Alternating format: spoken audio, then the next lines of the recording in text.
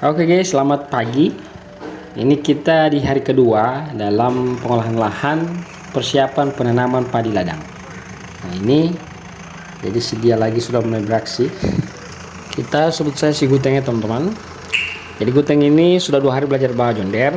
Alhamdulillah untuk yang hari kedua ini bajaknya itu sudah mulai kena ke tanah.